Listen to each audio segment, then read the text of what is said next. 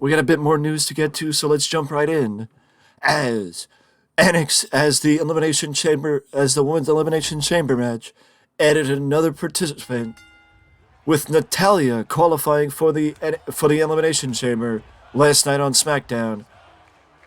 Natalia joins Asuka, Raquel Rodriguez, Liv Morgan, and Asuka, Raquel Rodriguez, Liv Morgan, and someone else whose name is escaping me again, to fight for the right to challenge Bianca Belair at WrestleMania.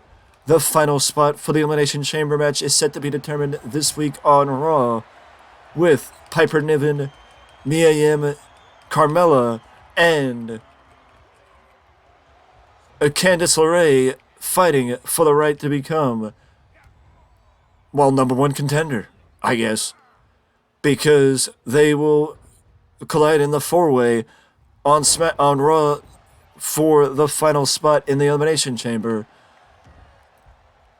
And also on SmackDown last night, the number one contenders for the SmackDown Tag Team Championships were crowned.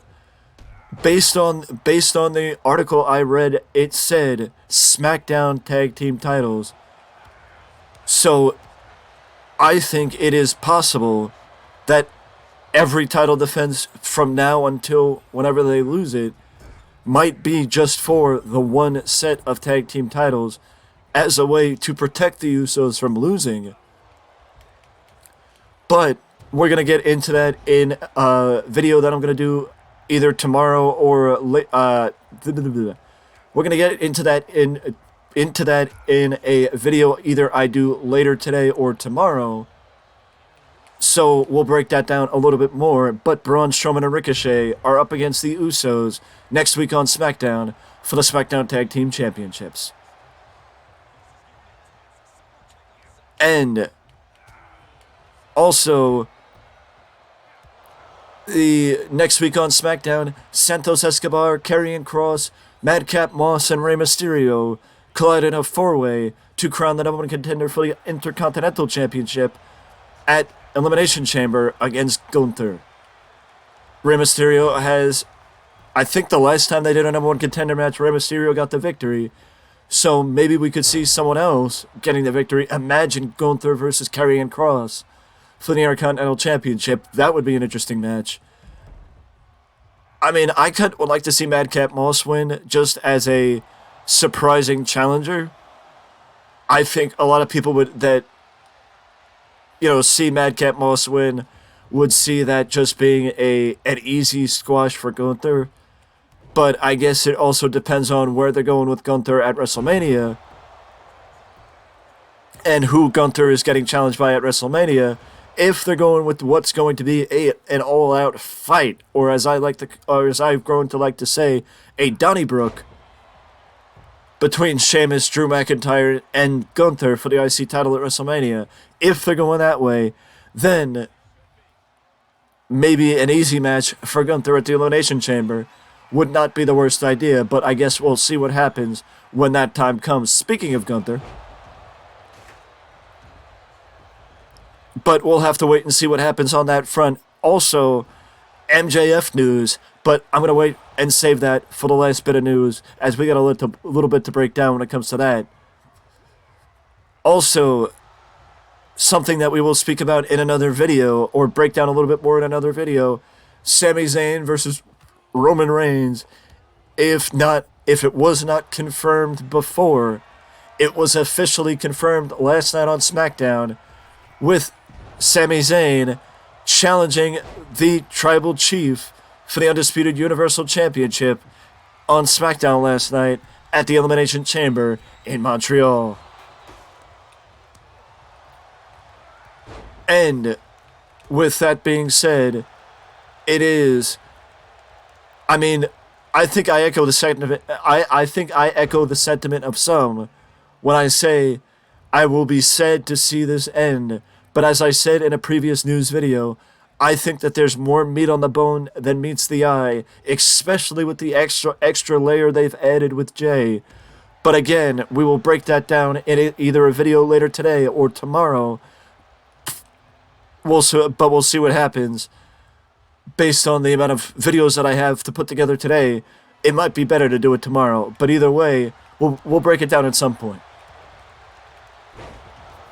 As I mentioned in a previous news video, we have some previews to get to tonight, because if you're looking for wrestling tonight, it is not going to be a quiet Saturday, as NXT will be back on pay-per-view with NXT Vengeance Day, headlined by Braun Breaker versus Grayson Waller inside of a steel cage for the NXT Championship.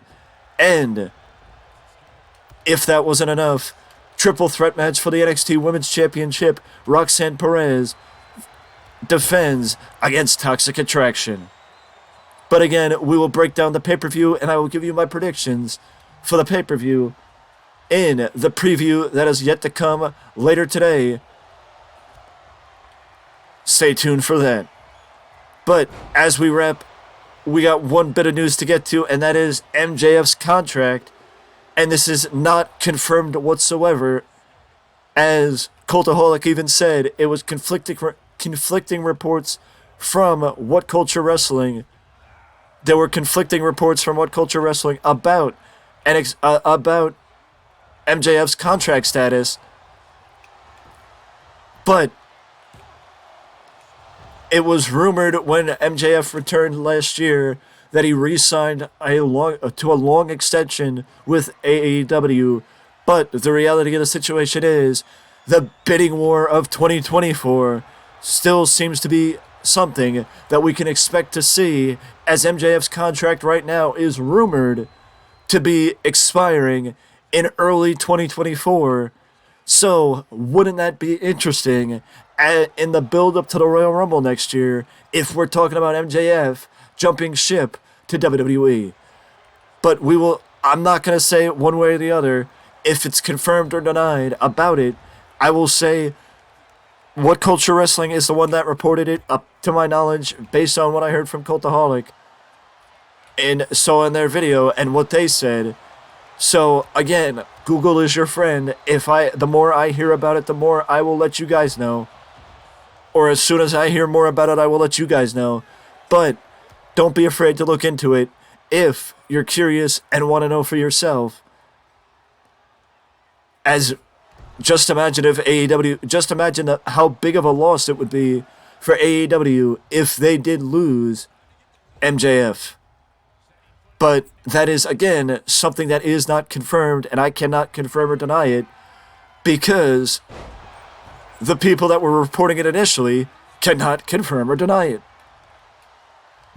I mean, if MJF's contract is in fact up in 2024, and in early 2024 at that, then expect that to be included in MJF's feuds as we lead to the middle part, as we go into the middle part of the year, and MJF basically pulling a CM Punk, I know persona non grata, but pulling a CM Punk and basically saying that he's going to walk away with the AEW World Championship and bring it up north to his pal Paul and the only Khan in wrestling, as he likes to say.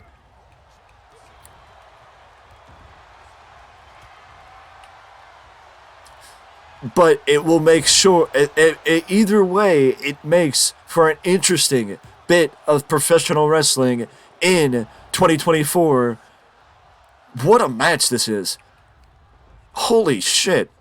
Like, I'm dumbfounded right now. But it will make for an interesting run for 2024 or 2023 rather, and it will be the talk of wrestling as it comes to a close. As time comes to a close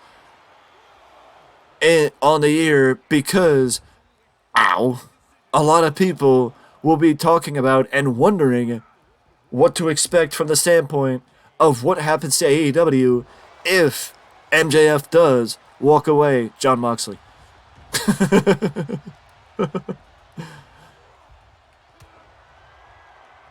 You know, I'm not saying he will or he won't, but